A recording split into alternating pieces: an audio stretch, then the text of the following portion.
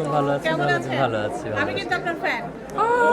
এই জন্য আমি নিয়ে আসছি আপনি ওর তো। মালয়েশিয়া গিয়েছেন, আমি আপনার প্রতিটা গেট আপ ফলো করেছি উইথ ইয়োর সিবলিংস, রাইট? ওই, Yes, yes, yes. My sister and my younger brother. আমার খুব ভালো লেগেছে। আপনি মালয়েশিয়ায় ছিলেন তখন? না, আমি তো এয়ার ক্রু তো। ও আচ্ছা, এয়ারে করে যাচ্ছিলাম, তখন দেখা হয়েছিল। অস্ট্রেলিয়া, আই স ইয়োর ও পিকচার্স। আচ্ছা আচ্ছা, ইয়েস। এবং ওইটা খুব ভাইরাল হয়েছিল মালয়েশিয়া, একটা ক্যাটওয়াক আমার হ্যাঁ, না, আমি তো খুবই ভাইরাল regular হয়েছিল। না দেখি। ভাইয়াকে মামা কিন্তু আপনার কথা বলে এবং সে অনেক ভালোবাসে। এবং আচ্ছা, আজকে কি পারফরমেন্স কেমন দেখলো আজকে?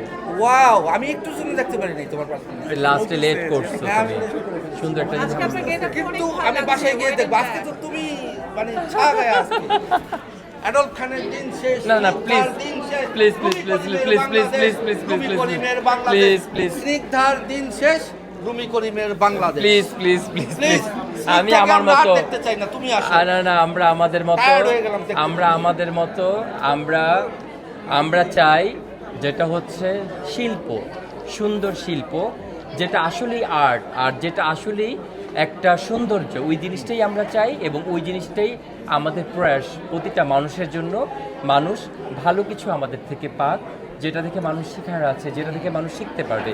আসলে শিখার শেষ নাই, যেরকম আমি এখনো শিখি। এখন কিন্তু তুমি যে মিরপুরে থাকো, আপনি তো অনেক স্টাইলিশ, এটা তো আপনি কি জানেন?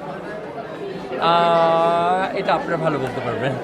না, তোমার আমার অনেক কাছে তো অনেক fan। স্টাইলিশ মনে হয়। Thank you and very like much. Bollywood, আপনার সাথে বলিউডের অনেক ইয়ে পাওয়া যায়, আচ্ছা, তুমি যে মিরপুরে Yeah. থাকো, মিরপুরে যে গাড়ি ঢুকে না, এটাতে তোমার কি নিজেকে গরিব গরিব ফিল হয়? মানে আমার গাড়ি তো ঠিকই ঢুকে, সেটাই, আমার গাড়িও ঢুকে। আমি তো সবসময় গাড়ি নিয়ে বের হই বাসা থেকে। আমরা কিন্তু মিরপুরের বাসিন্দা, বাই দা ওয়ে।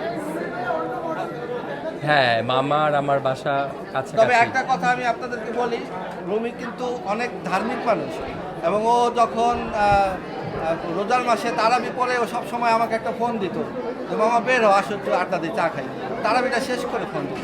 এটা অনেকে জানে না যে ও সবসময় যে মানে ইবাদত করে, নামাজ কালাম করে, এটা থাক, এগুলা বলার দরকার নেই, না, ব্যক্তিগত আমি আমার। বললাম মানে এটা অনেকে তোমাকে নিয়ে অনেক ধরনের ধারণা করতে পারে, কিন্তু আসলে ও যাই করুক, কিন্তু ও ঠিক মতো ইবাদতটা করে। আসলে নামাজটা তো আল্লাহর হক, এটা পুরা করতে হবে। আমরা যারা মিডিয়া পার্সন আছি, এটা তো ঠিক আছে আমাদের একটা কর্মজীবন, কিন্তু আল্লাহ সুবহান তাআলা আমাদেরকে বানিয়েছে একমাত্র আল্লাহর ইবাদতের জন্য। তো অতটুকু ট্রাই করা, আর এটা তো আল্লাহর হক, এটা মুসলমান তো পড়বেই নামাজ।